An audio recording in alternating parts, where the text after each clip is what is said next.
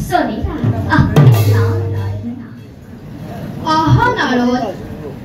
আজি তুমি আহি আমাৰ দুখকে চৰছিলা না ইয়াতে যি দেখা গৈছে তাকেই কোৱা হৈছে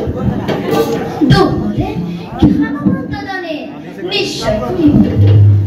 প্ৰভু যি কৰা হ'ল সেয়া উচিত হ'ল ইয়াত উচিত অনুচিতৰ প্ৰশ্ন নাই নাৰদ যিহকে বিচাৰে আমি তাকেহে দিব পাৰো প্ৰভু মহাসততাৰ মন্থন অসুৰি যে অমৃত বিচৰা নাছিল সেয়া আপুনি কেনেকৈ যদি অমৃতেই বিচাৰিছিল আমাৰ নাৰীৰ ৰূপ দেখি মোক গ'ল কিয় প্ৰভু ঈশ্বৰেই যদি নাৰীৰ ৰূপত লৈ যায় অসুৰ নাযাব তাৰ অৰ্থ দেৱৰী অৰ্থ অতি প্ৰশ্ন অসুৰক মৰিবলৈ আপুনি নাৰীৰ ৰূপ ধৰা পৰিৱৰ্তে অন্য ৰূপো ধৰিব পাৰিলে পিছে আপোনাৰ নিজৰেই নাৰীৰ প্ৰতি এটা দুৰ্বলতা আছে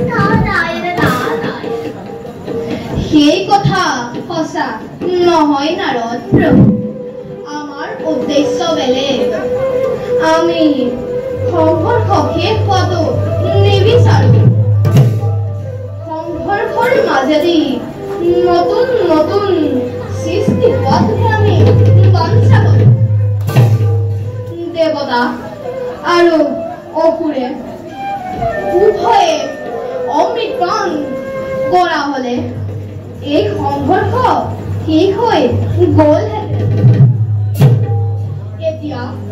অনন্ত কাললৈ সংঘৰ্ষ থাকিব আৰু আমিও অনন্ত কাললৈ সৃষ্টি কৰি থাকিব পাৰিম নহ'লে যে ঈশ্বৰৰ ঈশ্বৰত্ব ৰক্ষা নকৰে নাৰদ প্ৰভু আপোনাৰ মোহিনী ৰূপে অসুৰকে মোহিব পাৰে দেৱতাক কিন্তু স্পৰ্শৰে কৰিব নোৱাৰে সেই কথা সঁচা নহয় নাৰদ নাৰায়ণ আমাৰ মোহিনী ৰূপ আমাৰেই মায়া শক্তি ঈশ্বৰৰ মায়াৰ পৰা ৰক্ষা পাব পৰা শক্তি এই জগতত কাৰোৱেই নাই প্ৰভু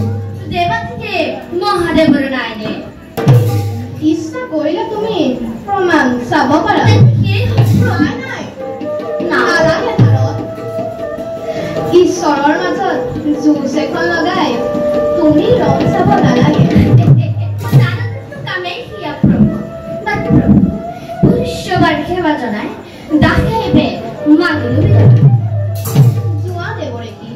বৈকুণ্ঠৰ